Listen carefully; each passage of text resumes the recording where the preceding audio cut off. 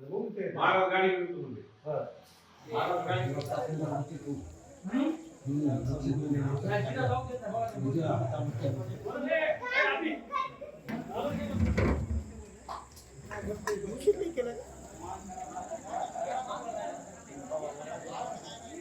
महाराष्ट्रामध्ये जिथे मोठमोठे गणेश मंडळ आहेत तिथेच लिमला फाट्यावरती परभणी जिल्ह्यामध्ये एक असा अनोखा उपक्रम एका मंडळाने सुरू केलेला आहे। जवळपास 1000 लोकांना जेवायला ते रोज घालतात।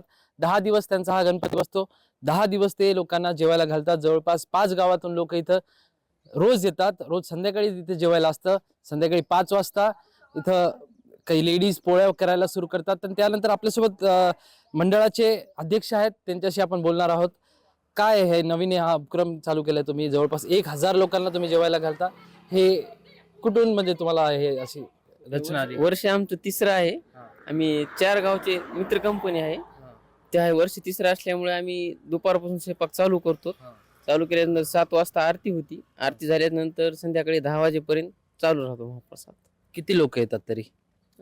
800 ते 1000 लोक येतात रोजचे। रोज तेवढं अन्न उरतं का? म्हणजे जेवून जातात लोक? सगळे जेवून जाऊन उरतात। कुठून येतात एवढे लोक? वजूर, मजलापूर, दस्तापूर, पात्रा, लिमला आणि 5 गावचे। आपल्यासोबत वयोवृद्ध काका देखील आहेत। आपण त्यांना विचारूया की रोज काय काय बनवता काका जेवायला?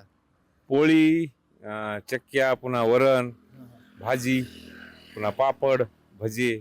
म्हणजे सात्विक जेवण जेवायला घालतात? दररोज दररोज सात्विक जेवण दररोज। किती खर्च येतो तरी रोज असं जेवण बनवायला? 19,000 रुपये येते। किती? 18 ते 19,000 रुपये 20,000 पर्यंत जाते सगळं टोटल तर आचार्य सगळं। बरं, हे अध्यक्षांचं म्हणणं आहे की आम्ही 10 मित्रांनी 10 दिवस असे वाटून घेतलेले आहेत आणि त्याचप्रमाणे आम्ही खर्च देखील स्व खर्चाने हे जेवायला घालतो।